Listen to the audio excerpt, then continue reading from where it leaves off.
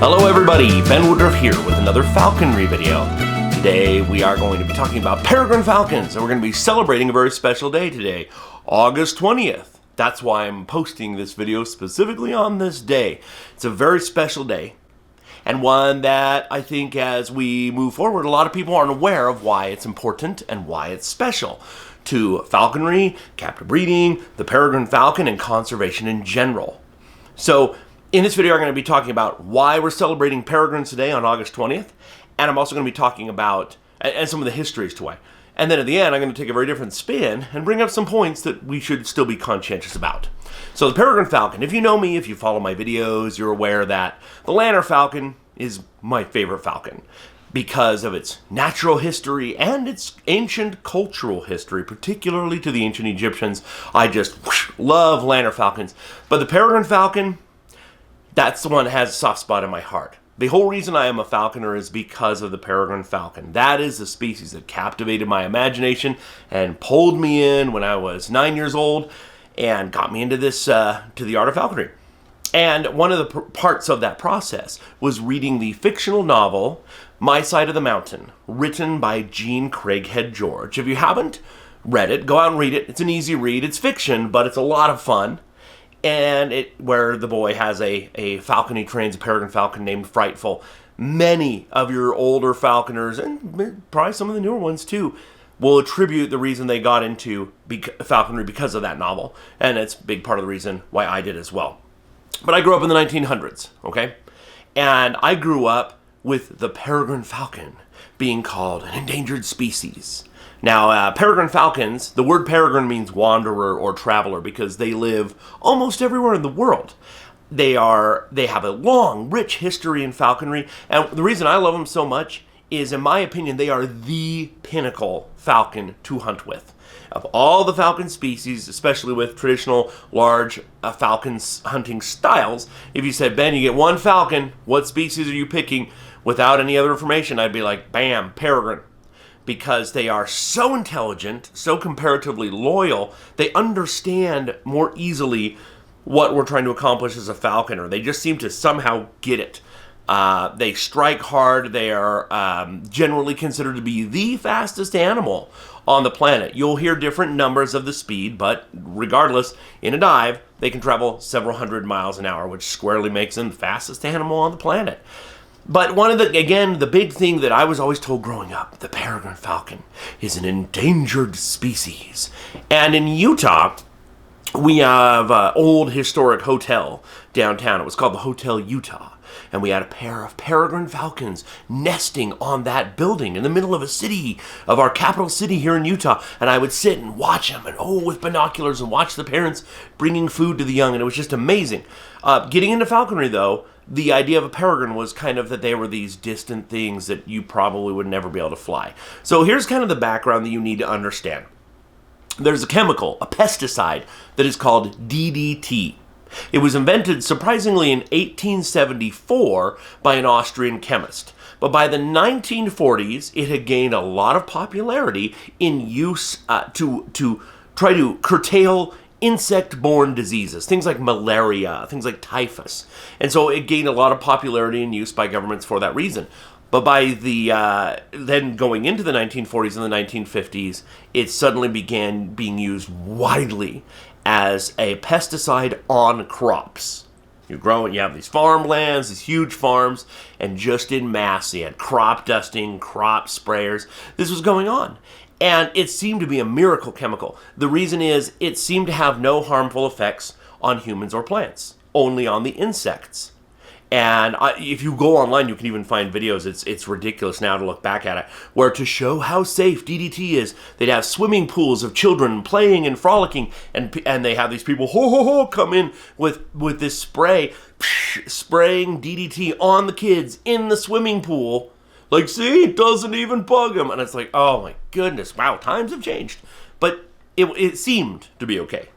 But in the 1950s, people started to be like, hey, I think this is having some adverse effects on the environment. And of course, the idea of environmentalism was quite new. But enough evidence that it was having harmful impacts in the environment led to, in the 1950s and the 1960s, the Department of Agriculture started to regulate and rein in its use to some degree. There was no Environmental Protection Agency until 1970. So, but by 1972, it was officially banned by the EPA here in the United States. So what was it doing? What was so wrong about it? Because it didn't seem to be killing large animals outright. But one of the animals it was most noted on was peregrine falcons. Peregrines were common all over the place in America in the early years, and they just tanked. By 1970, east of the Mississippi, the peregrine falcon was extinct.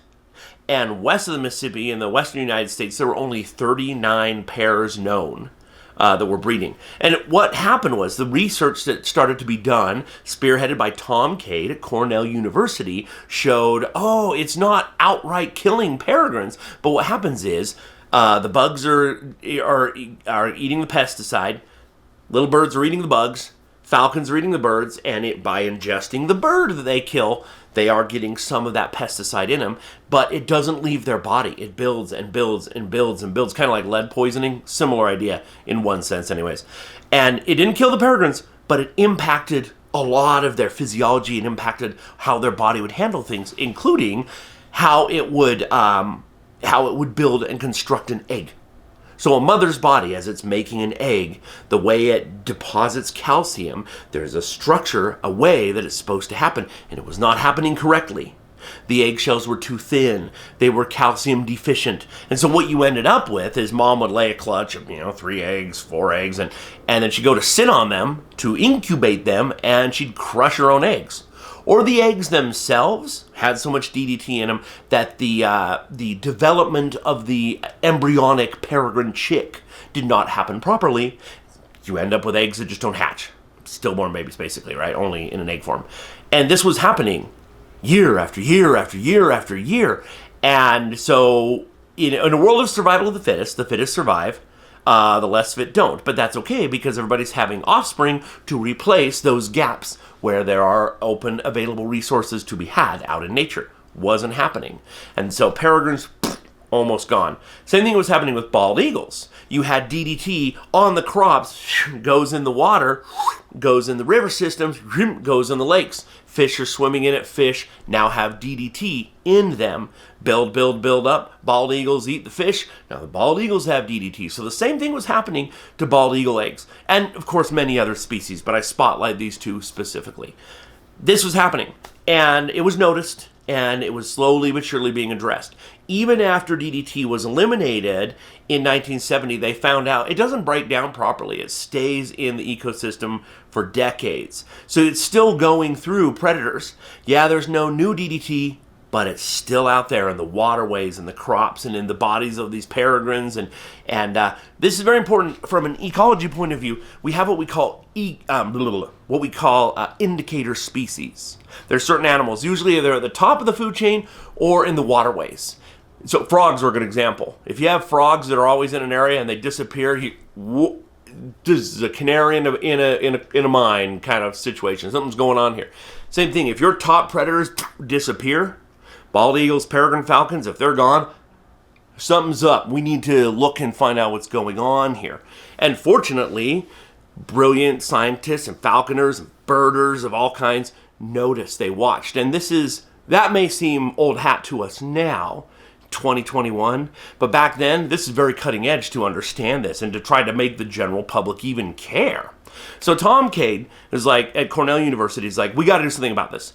Falconry was alive and well in the United States, but captive propagation, captive breeding of raptors was in its infancy. There's been a few successful attempts here in the United States, but it was brand new.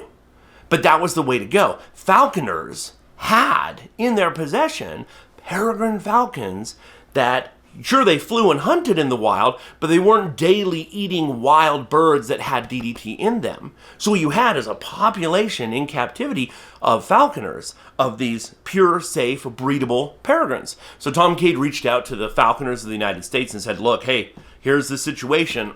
We're starting this program, this project, Project Peregrine. We want to save these birds. We want to pioneer and further captive breeding. Will you jump in and help? Will you donate your birds? And falconers were like, yes, we will, and we will help with the propagation. So at Cornell University and also at other smaller facilities around, you started to have this happening where peregrines were being bred in captivity. Now, through Cornell University, through the Peregrine Fund, I think it was 1972, I believe, is when they started the attempt. By 1973, they had their first 20 young ready to go.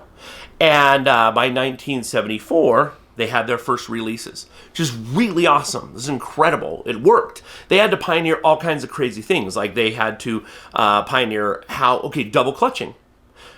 Usually, if it's done properly, if falcons lay a clutch of fertile eggs and you take them away, they'll be like, well, let's lay another clutch. So if you do that, you can have a bird that would have only raised this many young in a year suddenly raising this many young. You've doubled the population. In some cases, you can even triple clutch. So there was ways pioneered like, okay, if we're going to do that, what do? We put these in an incubator and raise them. When they lay the second clutch, we'll let mom and dad raise these. What do we do with these? Well, they do things like they pioneered not letting the babies see any humans and do little puppets, a puppet of an adult peregrine to do all the feeding, so they would properly imprint on a falcon, so when they're in the wild, they would look for a falcon as their mate rather than a human. Makes sense. They pioneered techniques like this. And it worked. It worked wonderfully. The project itself got big enough. They moved to Colorado, and they eventually moved to Boise, Idaho, in what we have today as the Peregrine Fund. And I highly recommend you go see it. The Peregrine Fund is an amazing organization and a wonderful place to visit and support in any way you can. After 28 years of this work, the Peregrine Fund had bred and released 4,000 captive peregrine falcons. And because of that, on August 20th of 1999, the peregrine falcon was delisted from the endangered species list. That's why we're celebrating today. August 20th, 1999. Barely at the tail end of the 1900s, it was taken off the list. Now we're looking. Now it's August 2021, so we're like 21 years after or whatever. It's just like, wow, that much time has gone by. The Peregrine Fund took what they learned and utilized it to help other species, to help bald eagles, harpy eagles, Andean condors, California condors, Philippine eagles, the almost extinct Mauritius kestrel that lives on the island where the dodo bird once lived. They pioneered this, and they continue to do amazing work with captive breeding of species in need, both on-site in Idaho and pioneering ecology projects around the world. They have lots of need for volunteers in these projects, a lot of internships. So again, check out the Peregrine Fund online, and also be sure to visit if you ever get the chance. Check out in person, because I have some amazing birds for you to see there. So this is kind of a moderately positive emotional thing for me to say, because I kind of wrote about it in my book. If you haven't purchased my book, please do. It's called Trapping Essentials. You can go to Western Sporting Publications online and you can buy it. It's like $22, $25. But I wrote about trapping, how to trap, because nobody would ever write a book on it for various reasons. And I'm like, well, people need to know these fundamentals, so that's why I wrote it. But here, I want to read just a quick section at the end and tell you kind of a story of a situation that happened before the peregrine was delisted and I was practicing falconry. We were starting over the years to see more and more wild peregrines, just randomly. It was great, and it did my heart good. From being a little kid and only ever seeing them either if a falconer had a captive bred one, or seeing them up on the old Hotel Utah, where I told you about at the beginning they were breeding. And one day we were trapping prairie falcons, some friends and I, and we came across a peregrine falcon. And we looked through the binoculars, like, yeah, it's definitely a peregrine. And we we started like, well, is it a falconer's bird? Because it couldn't just be a wild one, right? So I had my lure. I started swinging my lure, and she was bobbing and looking like she was going to fly to the lure. So here's the general rule in falconry. If you see a bird with equipment on, or if you suspect a bird is a falconer's bird that, escaped or had something happen, you catch it and find out whose it is to make sure it's safe and return to whose it is. If there's any thought of that, that is kind of the unwritten rule among falconers, is we look out for each other and we try to find if a bird's lost. This appeared to be a lost bird because, again, she was bobbing and like looking like she was going to come when I was swinging that lure around. So we put out a trap, we trapped her, and here's what I said in my book. Let me just read this. It's nothing epic, but it's just fun to look back at a time way in the past before it was delisted. It says, the falcon flap. Okay, so we caught her on the pigeon. As I grabbed her, I realized this was a pure haggard peregrine falcon. Haggard is an adult. And a wild one at that. No bands of any kind. This was a truly wild hawk that had never been in captivity and hadn't been banded as a baby by a wildlife biologist. In that time, there was no such thing in my mind as a peregrine falcon in the wild without a band. Anytime you saw a peregrine falcon in the wild, look through your binoculars, it always had a band on the leg because it had either been banded by biologists at the nest or it was a captive bred bird that had been released. This was not that. This was a bird that it had come from wild stock and had reached adulthood without that. I'm like, this is just a wild bird. This is amazing. So I said, due to current laws and the fact that she was a haggard, we obviously couldn't keep her, so we reluctantly set her free. But the chance to hold a pure wild peregrine falcon is a beautiful thing. It made me happy to see one living successfully so close to my house. I see numbers of peregrine falcons every year while out trapping, but holding this one in my hands gave me hope for the time in the near future when we will again be allowed to trap wild passage peregrine falcons. I look forward to that time with great anticipation. Why does that matter? Why am I sharing this weird random memory? Because I'm on both sides of the fence. So many falconers that I know now who have had years of experience came into the sport after, or even long after, peregrines were off the endangered list. But this was back when they weren't. And we heard, hey, once they're off the endangered list, we will hopefully be able to have a wild take. And we do. I have had the chance to fly a number of wild peregrines now after my book has been written. And it is so wonderful to know that the species, I see them all the time. I see 2 to 3 peregrines a week, not out looking for them, just wandering. Just driving to work or just driving over to my brother's house. Yep, there's a peregrine. And I love that is the case. And and being able to train the wild ones. The peregrine I have right now is Jetafray. He is a tiny little wild Utah Anodem peregrine. He is such a gem to work with, to fly, to hunt with, and I've absolutely loved him. And I just think that is kind of the core of falconry, being able to trap or pull a young bird from the wild, train it, let it fly totally free and hunt, and doing that with a wild peregrine is falconry of the highest caliber. That is the art taken to its highest level for me, and I love that. So, but I want to share a different part of the story too, okay? So remember, the first part I want to share, August 20th, 1999, Peregrine Falcon was taken off the endangered species list. And it's a shame that we're not shouting that from the rooftops. Conservation is almost always a sad story. Well, we came in and built a dam and now this fish species is extinct. We tried to save it but failed. Wah, wah. It's always something like that, right? It's always sad. We tried and we failed. Here's Tom Cade, Project Peregrine, and countless falconers who jumped in and attended and pioneered these breeding projects and these breeding techniques. Saved the peregrine falcon from extinction, and it's doing great now. Why don't we spread that information all the time? Well, I want to talk about that. There's an interesting thing that happens that is I don't want to say it's unethical, but I think it's of questionable moral approach. And here is why.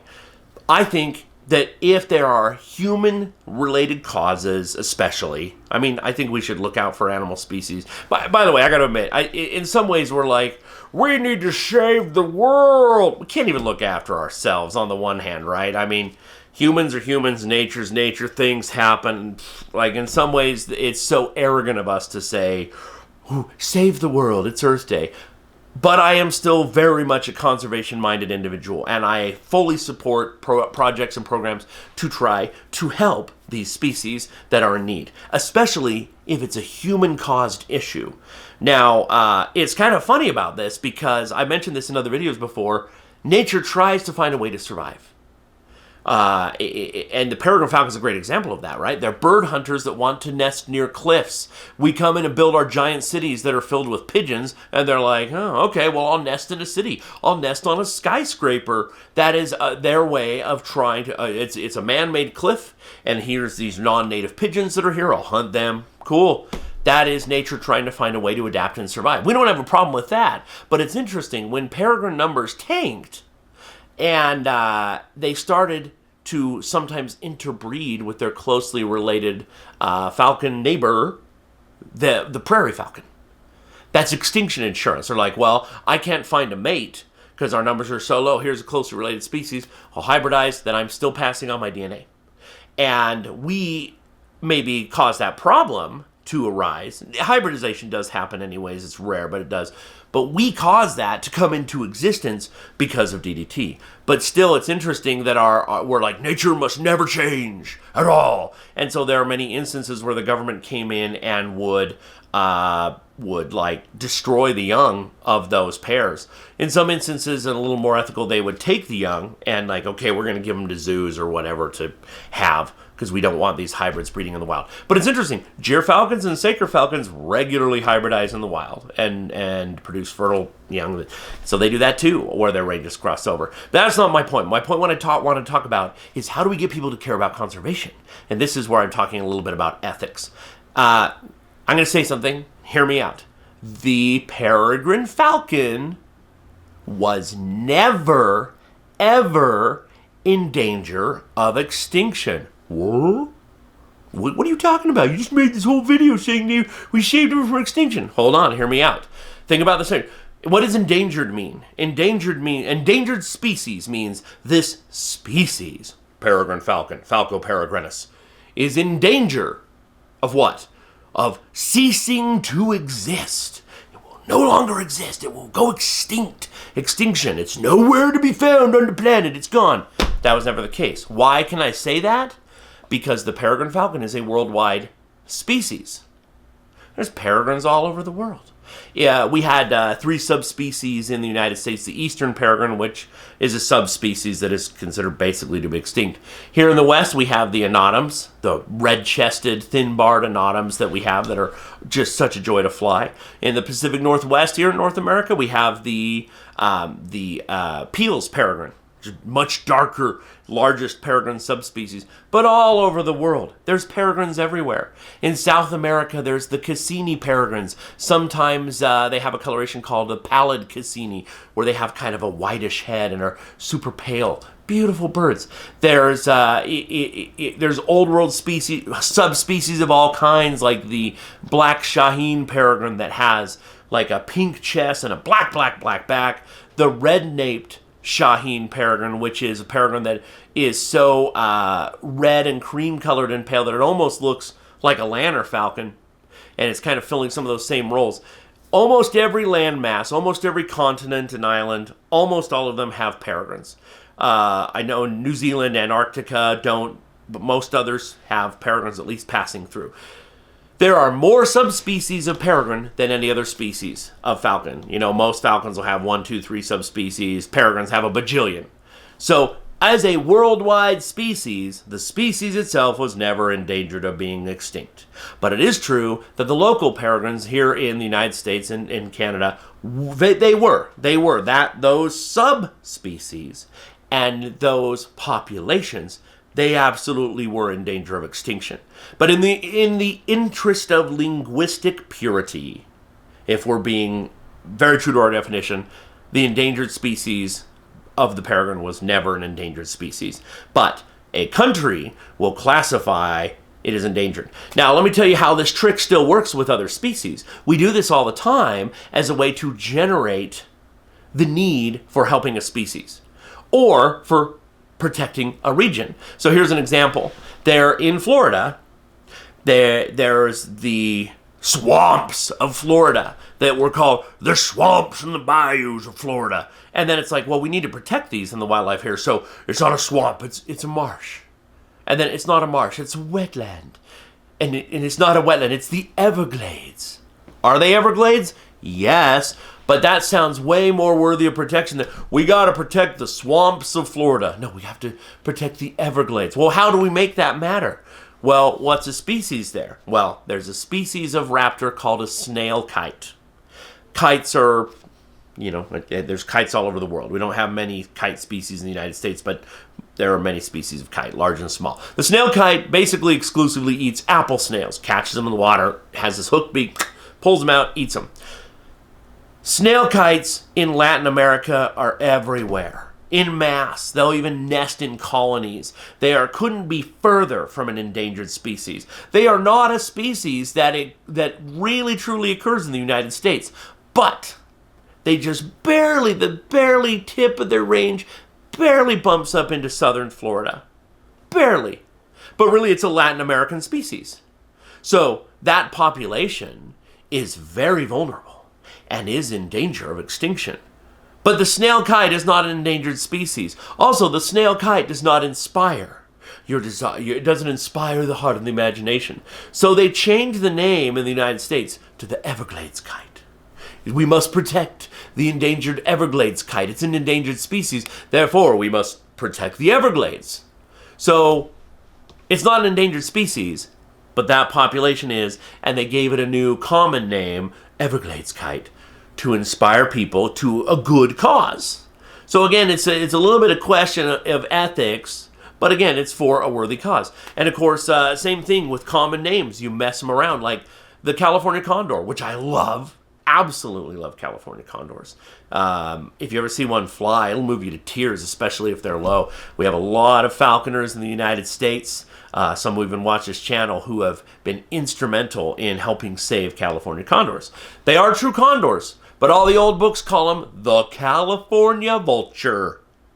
Not a very inspiring name. And in the first efforts when they were critically endangered, trying to drum up interest, people were like, so what? A big vulture way up there goes extinct. I don't know that we care. But they're like, well, but it's actually a condor. Let's in the United States, let's refer to what it really is, California condor. And suddenly, condor. If you say condor, it's like, ooh, condor. Which, it's a big bird. I got a skull one right here. Well, it's the cast of a skull. It's very, very large bird.